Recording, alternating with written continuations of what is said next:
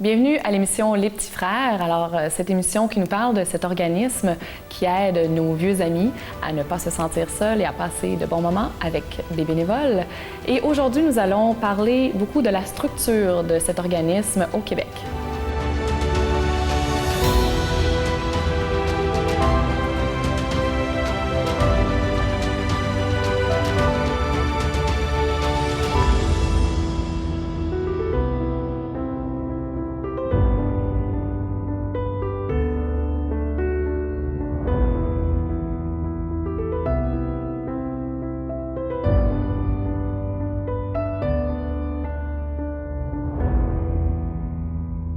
Alors aujourd'hui, je reçois avec nous M. Jean-François Gauthier, coordonnateur de l'organisme Les Petits Frères. Bienvenue avec nous. Bonjour, bonjour. Donc aujourd'hui, on va parler plutôt de la structure au niveau de l'organisme qui est ici au Québec, mais qui se retrouve, je pense, ailleurs aussi. Exactement. Donc, c'est un organisme qui est international, donc depuis 1946. Donc, la plus vieille région à travers le monde est la France, bien sûr. Mais il y a 8 régions où les Petits Frères se retrouvent, y compris, entre autres, les États-Unis, la Pologne, bien sûr, ici au Canada, mais disons plus spécifiquement au Québec. Donc, on est vraiment chanceux. C'est une belle dynamique internationale. Par contre, ce qui est important de savoir, c'est que les Petits Frères sont quand même très autonomes dans chacune des régions. On a une vie internationale, mais il n'y a pas de bureau international en tant que tel. On décide chacun de nos dossiers dans chacune de nos régions. Donc, on est associé dans l'idée, mais on est quand même indépendant au niveau de l'organisation, de la gestion. Exactement. Et de nos réalités surtout. Oui. Les Petits Frères de France qui existent depuis tellement d'années ont une structure qui est très différente, ont une population et une façon de faire qui est très différente. Les États-Unis qui sont, bon, oui, nos voisins, mais ont aussi d'énormes équipes. Donc, c'est vraiment très différent. Les besoins sont différents. Évidemment. Exactement. Donc, on peut s'adapter. On a une latitude de pouvoir s'adapter à nos besoins. Donc, c'est ce qui est vraiment intéressant. Puis, vous allez remarquer que si vous allez sur Internet, vous allez faire la recherche Les Petits Frères. Bien, au Québec, on porte le nom des Petits Frères depuis 2012. Donc, on a fait le choix, nous, comme entité, d'enlever le mot des pauvres parce que ça avait une connotation ici au Québec qui amenait à tout l'aspect financier, mais alors que c'est beaucoup plus pauvre de cœur. Oui, donc anciennement, c'était les Petits Frères des pauvres. Exactement. Et maintenant, les Petits Frères Seulement au Québec. Par contre, au niveau international, l'appellation reste les Petits Frères des pauvres. Donc, si on va en Europe, c'est plutôt ça qu'on va entendre. Exactement, c'est ce que vous allez entendre. Aux États-Unis, la même chose. L'autre petite différence qu'il y a, c'est au niveau du logo.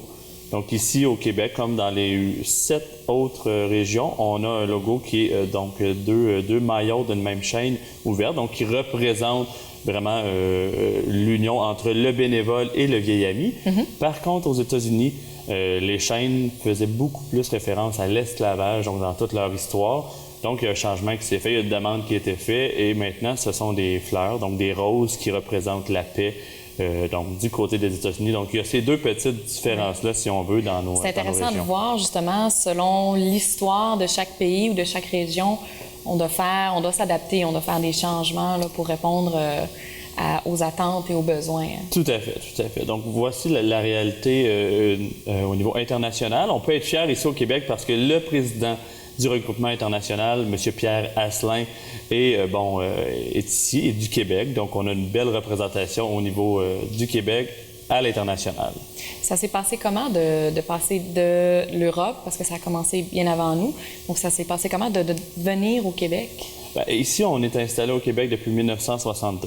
Donc, les Petits Frères sont arrivés ici, ont débuté avec la région de Montréal, bien sûr, qui est la plus grande des régions, se sont adaptés et depuis 1962, donc ici au Québec, on a fêté notre 50e anniversaire en 2012, bien sûr. Ici à Laval, on l'a fêté au château Taillefer-Lafont, qui est quand même un endroit connu ici à Laval. Mais puis, on continue de se modifier, de s'intégrer. Il y a des équipes qui se greffent d'année en année, donc pour passer d'une équipe qui était l'équipe de Montréal. Par la suite, c'est greffé l'équipe de Québec, Sherbrooke. Ce sont des équipes qui se sont greffées par la suite. Donc, c'est toujours en croissance. Ça, c'est dans les premières équipes. Dans les premières équipes, on parle de ces 3 équipes-là. Par la suite, se sont greffées d'autres équipes. Avenant jusque dans les dernières années, il y a 5 ans, l'équipe de Laval. Les dernières équipes sont Longueuil, Saint-Eustache et Terrebonne. vous remarquez qu'on s'en vient aussi, là, on avance vers la Rive-Nord, Oui. toujours dans l'esprit de développer parce qu'il y a des vieux amis, des aînés plutôt seuls et isolés partout à travers, Partout, définitivement. à travers le Québec. Pour vous donner un petit peu une idée de l'ampleur, il y a une équipe au niveau de la direction nationale ici au Québec qui est constituée de 7 employés, donc 7 directeurs qui vont s'occuper de la direction nationale qui est dirigée par Mme Caroline Soriol, donc depuis quelques années. Et puis, il y a chacun des départements, donc soit le financement, les communications, les dons qu'on reçoit de l'extérieur, qui est quand même quelque chose d'imposant ici parce que on vit principalement, et c'est important de le dire, des dons faits par les gens, donc des dons et des legs. Donc, c'est très important d'avoir un suivi et de travailler très fort de ce côté-là. Donc, c'est une équipe de direction qui travaille au quotidien extrêmement fort.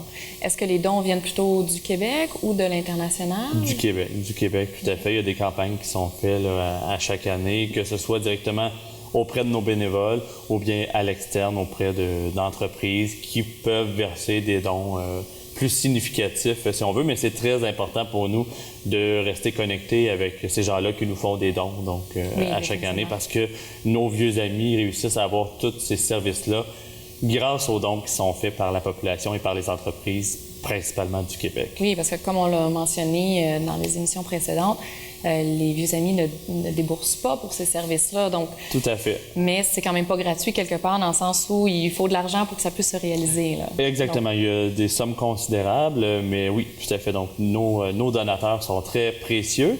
On a un conseil d'administration constitué de 9 membres. Conseil d'administration que je dirais hyper présent, très actif, donc très conscient des nouvelles réalités, qui travaille étroitement, donc le président de notre conseil d'administration, M. Luc Villeneuve, entre autres, avec ses collègues, travaille étroitement avec Mme Caroline Soriol, notre directrice, pour toujours évoluer puis parfaire nos façons de faire et donner des outils aux régions afin là, de desservir davantage. Que tout roule de mieux en mieux et parce que ça s'agrandit aussi. Donc, exactement. Il faut toujours être à l'affût des nouveaux besoins tout au Québec parce que ce comité-là va organiser le Québec en entier, c'est bien ça? Exactement. Par la suite, on a, étant donné que justement, vous l'avez dit, on prend de plus en plus de place, il y a 4 directeurs qui sont au niveau régional, si on veut, donc la région de l'Est du Québec, qui est Québec et les environs, Québec-Lévis. Et il y a tout le volet de l'Estrie, qui est Sherbrooke, Thetford Mines, et entre autres le lac Mégantic. Lac Mégantic qui est un petit peu à part, qui fait partie bien sûr de notre groupement, qu'on aime beaucoup, mais bon, vous connaissez les incidents du lac Mégantic, donc on les garde avec nous avec le plus grand des plaisirs, mais ils ont une particularité bien à eux. Il y a justement des besoins différents. Il y a bien sûr pas le pôle, mais la directrice de l'équipe de Montréal, qui est la plus grosse équipe.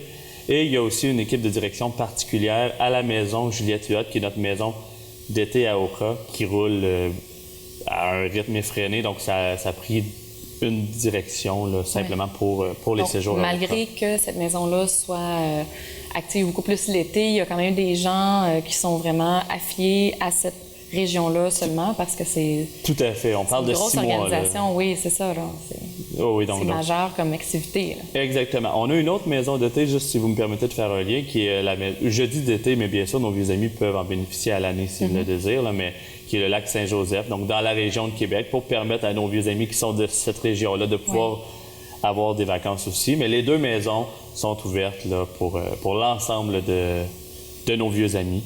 Qui sont dispersés à travers les 15 régions, les 15 villes du Québec où il y a des petits frères. Bien sûr, les villes varient beaucoup. Hein. On a une équipe comme Montréal qui est tout près de 500 vieux amis et plus, et une plus petite équipe comme Saint-Eustache où il y a peut-être une vingtaine ou une trentaine de vieux amis, mais c'est vraiment très important là, de s'ajuster à chacune des particularités de ces équipes-là pour répondre à leurs besoins, exactement. Définitivement.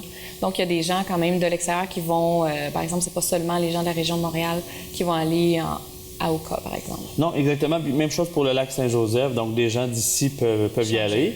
Par contre, c'est sûr qu'avec la réalité de nos vieux amis, on le sait que des fois, le transport est plus Oui, au niveau de l'organisation, difficile.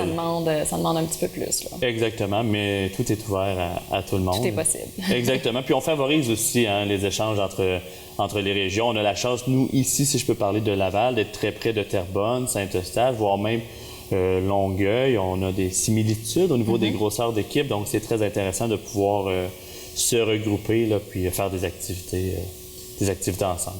Justement, au niveau du comité d'organisation, est-ce que vous pouvez nous rappeler un petit peu c'est quoi les actions qui sont faites?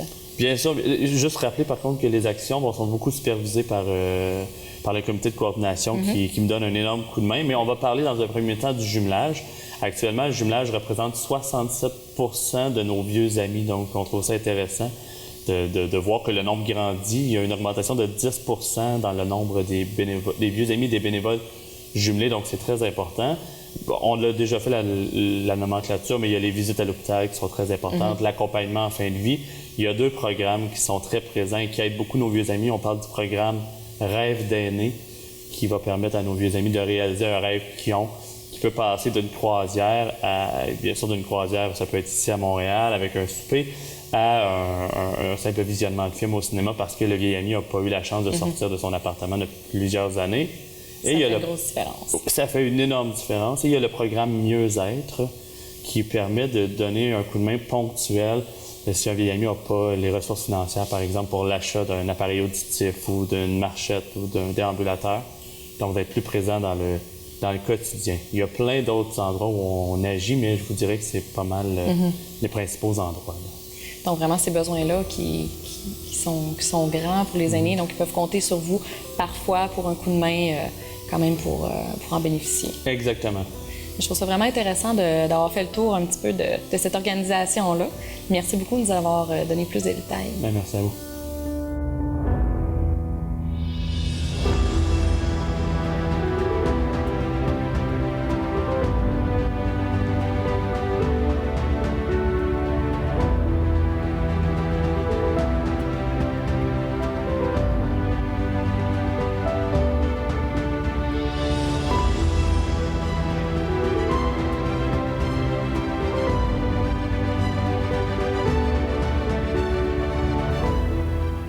Monsieur René Bertrand, j'ai 82 ans. Je demeure à Laval-des-Rapides, sur la rue d'Aurillac, près du métro Cartier. J'ai connu les petits frères à la télévision, par les journaux, que j'attendais parler depuis quelques années. Je trouvais que c'était une bonne association. Donc, je suis allé m'enregistrer pour faire partie des petits frères. Ça fait 2 ans exactement que je suis avec les petits frères. Ça m'a apporté beaucoup de chaleur humaine, puis de connaître, d'être un ensemble, un groupe ensemble, qui apprend à se connaître mieux, puis avoir du plaisir ensemble. Ça m'a apporté beaucoup. Ses qualités, c'est sa chaleur, que moi j'appelle mon château, mais c'est un vrai château antique, là. On est bien à l'intérieur, il y a un foyer, puis il y a tout. On peut s'amuser, il y a des jeux, il y a de tout. Puis à l'extérieur, c'était une terrasse extraordinaire. Ce serait une association communautaire extraordinaire qu'on voit rarement à travers le Québec, là, puis le Canada.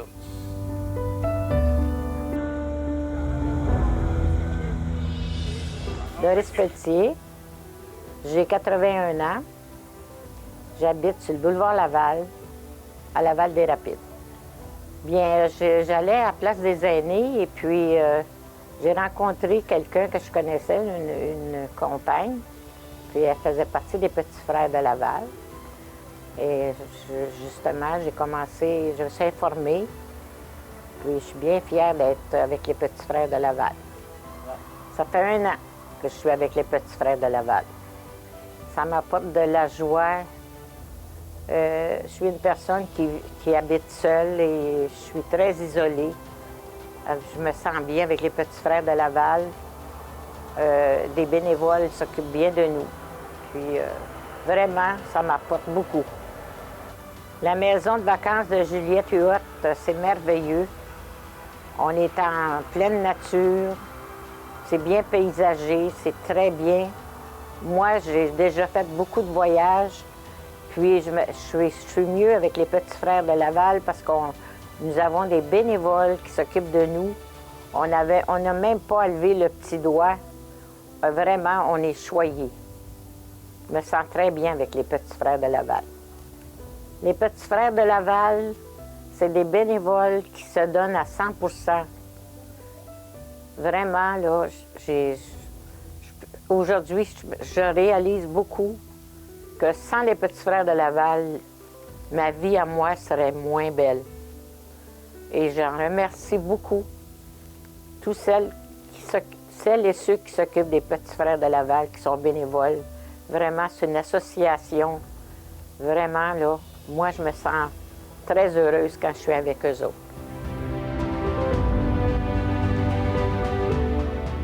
Adrien Ménard, je suis de Laval, au Boisé, Notre-Dame. Comment j'ai connu les Petits Frères? J'ai rencontré la fondatrice. Je ne me rappelle pas de son deuxième nom, puis celui qui est trésorier pour les Petits Frères de Laval, Montréal, n'importe où, Québec, Laval, tout ça. Alors, c'est eux autres qui m'ont fait rentrer là-dedans. Ils ont été 5 heures avec moi. Puis j'en profite de l'occasion pour les remercier de m'avoir fait connaître cette association-là.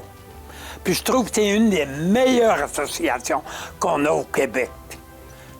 4 ans. 4 ans, je suis avec les Petits Frères, oui. Madame Lyotte, c'était une dame extraordinaire. Elle était pour tout le monde. Mais elle avait un crochet, elle avait quelque chose à retenir. C'était les enfants qui n'ont pas de parents, comme moi, je n'avais pas de parents. Alors, c'est à ce moment-là que j'étais avec elle. Je l'ai connue à Oka. À Oka. Moi, c'est à peu près 6 fois que je viens à Oka.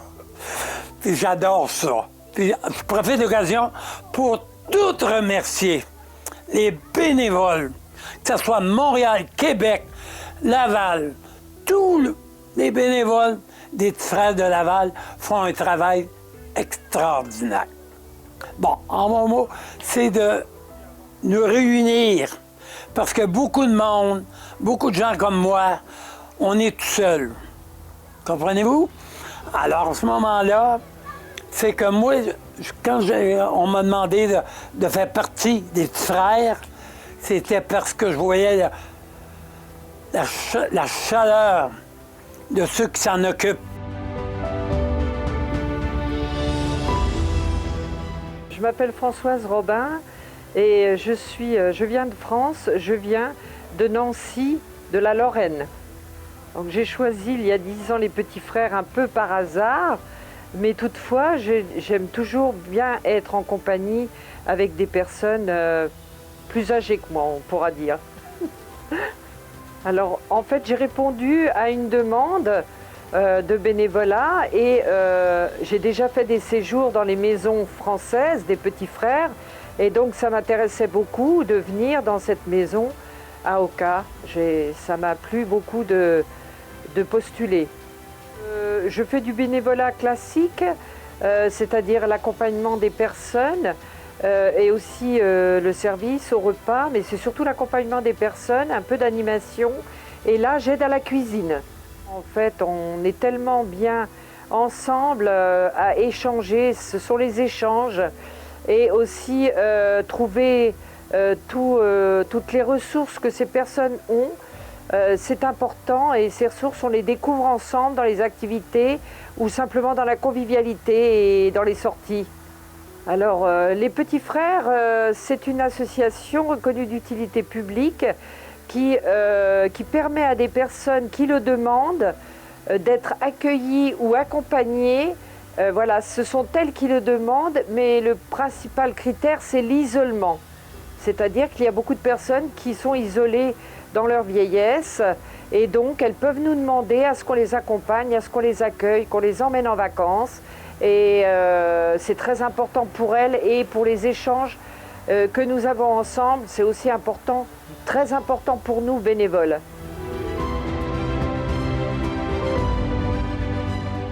Joanne Martin.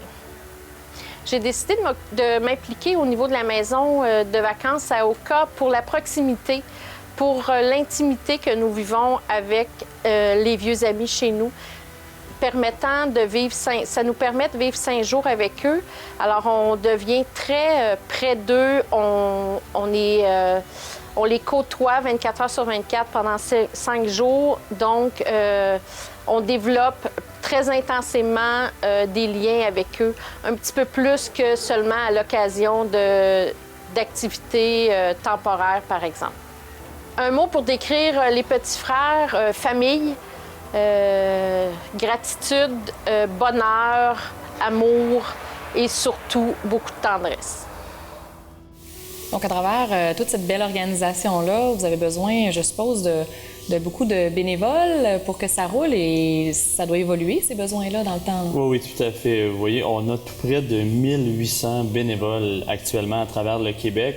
Et puis, pour avoir calculé là, le nombre d'heures, on parle de 160 000 heures données par nos bénévoles. Donc, quand on parlait plutôt de l'importance des bénévoles, c'est là qu'on le voit par le nombre, mais surtout par le nombre d'heures données par ces... C'est une implication qui est vraiment importante. Importante si on considère qu'il y a, bon, oui, une soixantaine d'employés, mais on parle d'un coordonnateur environ par région. Donc, c'est l'équipe de bénévoles, en effet, qui fait beaucoup et qui fait la différence, même si le coordonnateur amène bien sûr sa couleur, c'est l'équipe de bénévoles qui fait... Les personnalités de tout le monde qui vont influencer les activités. Exactement. Les choses. Et bien sûr, les équipes vont varier d'une région un peu plus nouvelle à une de nos plus vieilles équipes, qui est l'équipe de Montréal. On peut parler d'une dizaine, d'une quinzaine de bénévoles pour une équipe comme peut-être Saint-Eustache ou Terrebonne, allant jusqu'à plus de 500 bénévoles pour une équipe comme Montréal. Mais par contre, c'est sûr que les besoins sont beaucoup plus grands dans une équipe comme Montréal, où il y a déjà tout près de 600, plus de 600 vieux amis qui sont avec eux. Donc, c'est sûr que les bénévoles doivent s'ajuster au nombre de vieux amis. Il faut s'adapter aux besoins.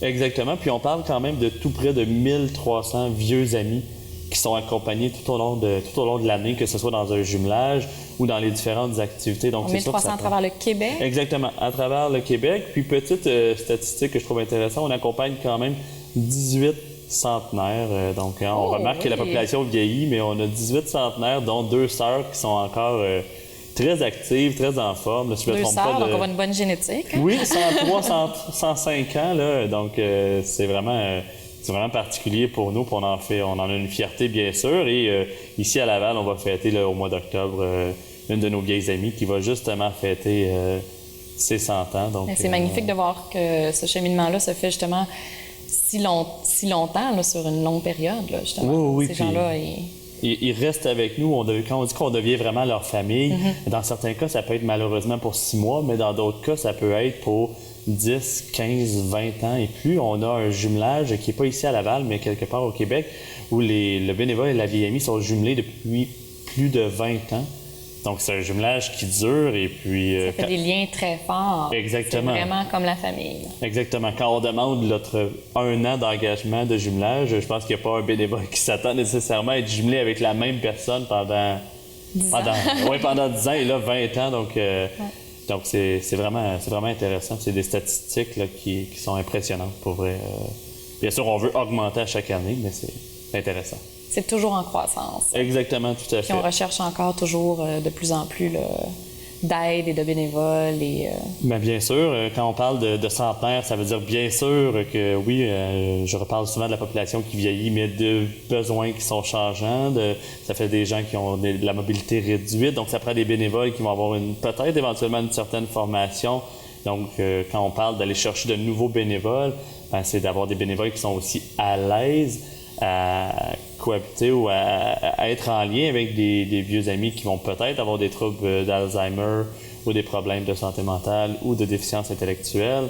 Donc, c'est ça que c'est un enjeu qui, pour moi, comme coordonnateur, devient majeur et très important de cibler davantage les différents besoins qui concernent nos vieux amis, mais qui concernent aussi la structure interne parce que on a la chance d'avoir un comité de coordination qui est en place depuis 5 ans, les mêmes 5 bénévoles. Mais il faut éventuellement que ça reste en tête de penser à une relève, soit sur le comité de coordination ou sur l'ensemble des... Définitivement, peut-être des ajouts aussi, parce que vous êtes constamment en croissance. Là, comme on peut voir avec les chiffres que vous nous avez donnés, ça bouge bien. Puis tant mieux, parce qu'il y a de plus en plus d'aînés qui ont besoin de ce support-là, de cette aide, de cette présence. Donc, il y a de plus en plus de bénévoles aussi là, dont on a besoin, là, qui s'ajoutent. Tout à fait. Puis là, il y a une belle mixité qui s'installe. On a des bénévoles qui sont de plus en plus jeunes, qui se joignent à nos bénévoles déjà présents. Donc, ça fait une belle synergie, puis un beau mixte entre l'intergénération de nos jeunes bénévoles et puis des vieux amis. Donc, il y a de beaux liens qui se créent. Et aussi entre les bénévoles avec la sagesse et l'expérience de nos doyers, de nos plus vieux bénévoles et la fougue et l'énergie des nouveaux bénévoles. Donc, c'est de trouver une belle façon d'arrimer tout ça ensemble. Définitivement, ça amène des nouvelles couleurs, des nouvelles idées. Oui, tout à fait. En conclusion, au niveau de l'organisme, ça serait quoi vos visions au niveau du futur, vos buts? Vers quoi on s'en va? Bien, c'est sûr qu'on veut présentement stabiliser. On a une belle équipe, on a des vieux amis qui sont là, qui ont des problématiques, donc on veut s'ajuster pour l'instant et stabiliser ce qui est là, mais c'est sûr qu'on reste ouvert toujours. Hein. On est en lien avec les travailleurs sociaux, avec les différents endroits, donc c'est toujours de grandir et de réussir à trouver les vieux amis, les aînés les plus isolés. Hein, c'est vraiment vers ça qu'on veut aller, les plus isolés de Laval. Et du côté bénévole, bien, un peu comme je le dis, si on cible les plus isolés, les moins bien peut-être nantis au niveau familial et social, c'est d'avoir des bénévoles qui sont en mesure de les aider et de toujours continuer à grossir, mais en gardant en tête de stabiliser ce qui est en place. Ce qui est déjà en place. Exactement. C'est vraiment intéressant. Justement, si les gens veulent en savoir plus, s'ils veulent vous suivre, comment est-ce qu'ils peuvent vous rejoindre? Bien, c'est très simple. Écoutez, il y a 3 endroits majeurs. Là. Il y a via notre page web, donc petitsfrères.ca, petit frère au pluriel.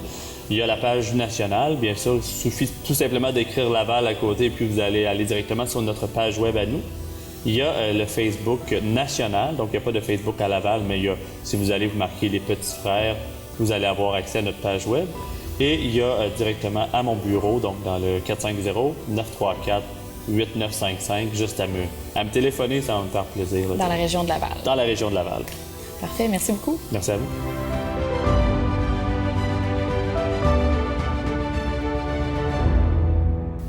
Alors, merci d'avoir été avec nous pour cette émission et pour cette série d'émissions sur l'organisme Les Petits Frères.